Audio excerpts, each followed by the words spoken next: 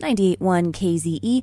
MK with you. Adam Weinert is with me today. Good afternoon, Adam. Good afternoon. Thank you for having me. Yeah, my pleasure. Thanks for coming. So you are the artistic associate at Kaatsbaan. That's right. And that means you have a lot of hands in the spring season and planning all of the events going on at Kaatsbaan, correct? Perfect. Yes. I program our residencies and our festivals. Yeah. So tell me all about it. What's going on at Kaatsbaan this year? Well, we're very excited. We're about to kick off our spring festival starting a week from tomorrow.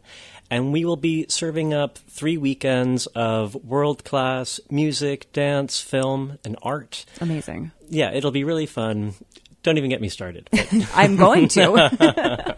So music, dance, film, and art. Was film always a part of the Kaatsbaan experience? Good question. So, a lot of people I speak to, I get the feedback that people are just hearing about Kaatsbaan maybe for the first time, kind of recently, even though Kaatsbaan's been around for over 30 years. Yeah. And I think part of that is, for a lot of its history, we were really a residency space for dancers and choreographers who would come up to create, develop, choreograph, workshop ideas. It was really in the pandemic that we pivoted to becoming presenters. Interesting. Yeah, the directors at that time, they said, let's build an outdoor stage in order to host these COVID-safe performances. And there was a moment when Kaatsbaan was the only venue presenting dance in New York. Yeah. And that outdoor stage is now, what we're best known for. So we've kind of taken that idea and we're running with it. And we've also grown the mission to go beyond just dance. Mm-hmm. So we are presenting music and film and culinary art and visual art in new and exciting ways. Yeah, that is really cool. So I did not know that you guys kind of became more of a performance venue during the pandemic. And I love that for you guys, that instead of, having it be this crisis and, having to scale back, you were like, no, you know what? This is an opportunity. Let's pivot. Let's do something new. And that's lasted now into the following years. Yeah. No, it's been great for us. I think we got a lot of new kinds of visibility and momentum, and we're running with it. Yeah.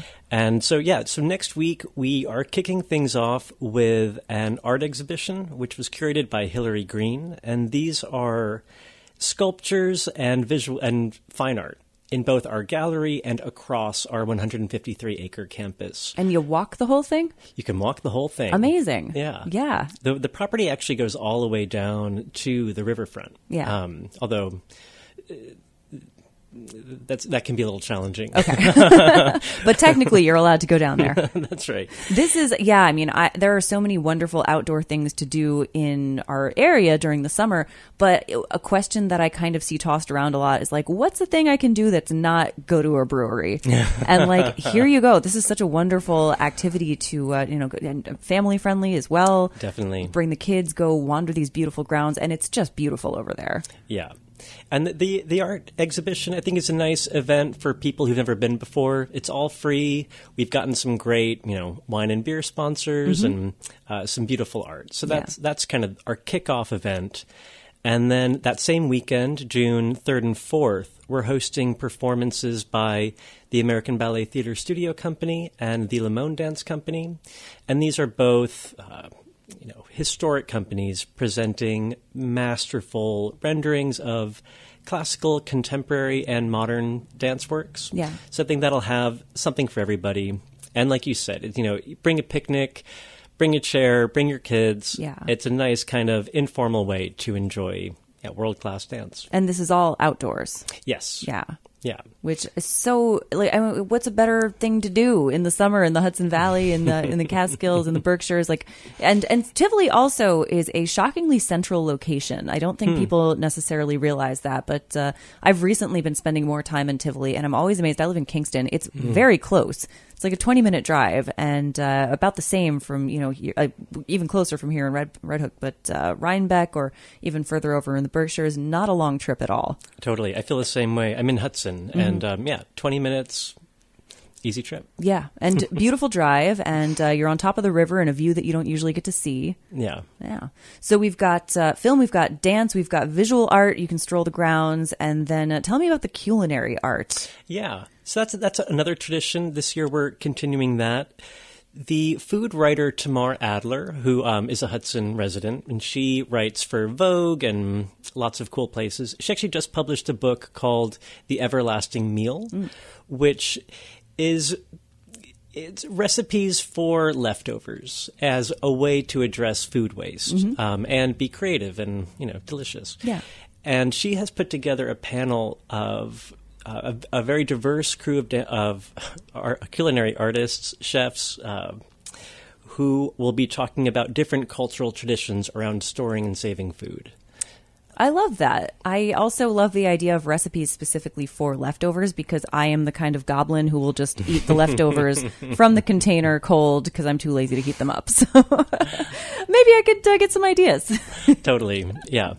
And it's a really great lineup of people she's got for that. And that'll be on Sunday, June 11th at 2 p.m. Wonderful. You say culinary too.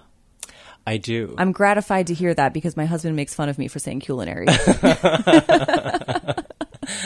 I'm not alone. Yeah. Adam Weinert is my guest. He is the artistic associate at Kaatsbaan, which is kaatsbaan.org, by the way, for a nice one-stop shop for all of this information. We're talking about the upcoming spring season. What else is on the roster?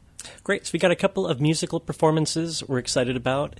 The string quartet Ethel is going to be playing a community forward pay what you can performance on Friday, June 9th. Love that. And they're very cool. They're, world-class chamber musicians, but they present very accessible music for the first-time listener. And then on Saturday, June 10th, we're pairing Ethel with the 3-time Grammy nominee Curtis J. Stewart, who is performing songs off of his new album. He's a really exciting artist, a classically trained violinist, but he also interweaves projection, different kinds of electronic sound. Very interesting guy. So I think that'll be not to be missed. Yeah, yeah. When you say you're pairing them, they're on the same bill, or are they going to collaborate? They're collaborating. Ooh. Yeah. So there'll be five musicians playing, and this will be their first time playing together. So we're all excited to see. Yeah, and very unique. Totally. I mean, I'm assuming this is the only stop on both of their respective tours that this is going to happen. Definitely. And we're very excited. We feel very lucky because we booked him right before he was named the artistic director of the American Composers Orchestra, which is a very big deal. So we couldn't afford him anymore, but we got him. And he's probably busy. Yeah, very busy. That's really cool. And that is the weekend of June 10th? Yes, exactly. June 10th and 11th. Awesome. What else you got? So our film event, I'm not sure if you're aware of Hutsy, which is a Hudson Valley-based video production company and streaming platform. They created this series called Move Me, which features different choreographers and dancers who are based in the Hudson Valley. Mm-hmm. So we're going to be screening that series and hosting a conversation with those artists. And I'm excited about that to help try to build community among the bountiful, interesting dancers and choreographers around here. And so that'll feature Livia Vanover, who's has a studio in New Paltz. Mm-hmm. She's been around a long time. A lot of our listeners probably are familiar. Ralph Mvore, who is a Newburgh-based choreographer and music producer. And Anna Labrada George, who runs the Hudson Valley Flamenco Festival. So I think that'll be an interesting group of people. We'll also have the filmmaker there for that event. Yeah, so you've got a super diverse blend of cultures and styles and a very international kind of global feel to this, which I love. Yeah, it feels global and also very local. Absolutely. Yeah. Mm-hmm. Well, we're lucky. We live in an area that has a lot of global influence and a lot of diversity, and I love that you're showcasing that. Totally. And yet the last thing, and kind of on that theme, for the third week of our festival, June 17th and 18th, we're hosting these performances called We, which is a collaboration between Emily Coates and Emmanuel Fouon, who have both had legendary careers in dance. They dance for Mikhail Baryshnikov's company on one end, and then Yvonne Rainer on another end. So that's classical ballet and then very postmodern dance. But they have paired up to create this work, which weaves together traditional Cambodian dance forms, where Emmanuel is from, along with classical dance forms and ecology and animism. It takes place half in our theater and half outside.